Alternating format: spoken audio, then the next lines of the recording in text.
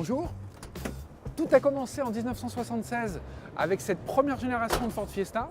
Depuis, le modèle s'est écoulé à 17 millions d'unités. On va découvrir la 7e génération. On est ici à Cologne dans l'usine, ce qui explique qu'il y a beaucoup de monde, beaucoup de concessionnaires et des conditions qui ne sont pas forcément idéales pour travailler. On va quand même essayer de vous expliquer que cette voiture est un peu plus qu'un restylage, même si elle conserve le même châssis que la précédente qui est née en 2008. Au niveau du style, c'est plus doux. Il y a toujours quand même cette expression qui peut rappeler, sous quelques lignes, une Aston Martin, mais c'est l'évolution du style Ford. La calandre est plus basse, elle est plus large, les feux ont une forme simplifiée. Ici, on est dans une version ST-Line, donc la version qui évoque un peu la performance. C'est pas la ST, mais c'est quand même un peu plus sportif dans les traits. Dans l'esprit d'une montée en gamme, pour la première fois de sa carrière, de sa longue carrière, ça fait 40 ans qu'elle existe, la Ford Fiesta intègre un toit ouvrant en verre. C'est pas une révolution, la concurrence l'a déjà adopté, mais pour Ford, c'est une étape.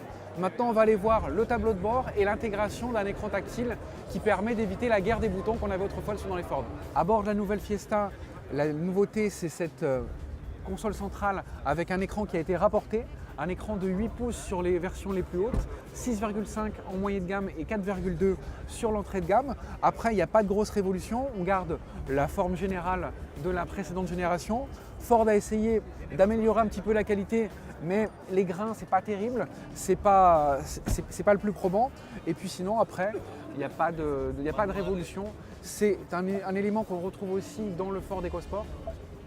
Ça permet de donner un peu de modernité à une voiture qui ne l'est pas vraiment.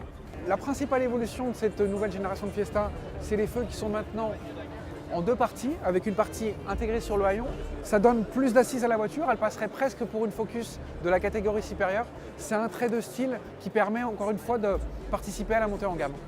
Et l'autre particularité de cette 7e génération de Ford Fiesta, c'est cette version active qui joue les SUV avec ici des éléments noir mat, des barres de toit et surtout des arches de roue en plastique qui donnent le côté SUV parce que, on vous le rappelle, Ford n'est pas tellement actif sur le segment des SUV urbains avec l'EcoSport. Donc cette version active permet de pallier ce manque-là. Ford est un constructeur généraliste qui aimerait avoir sa part du gâteau parmi les marques premium.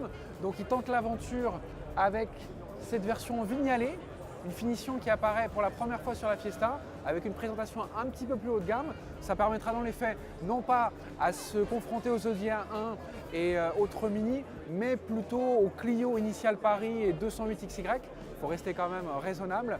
Et puis nous, on vous donne rendez-vous très bientôt sur l'Argus.fr pour suivre de nouvelles aventures.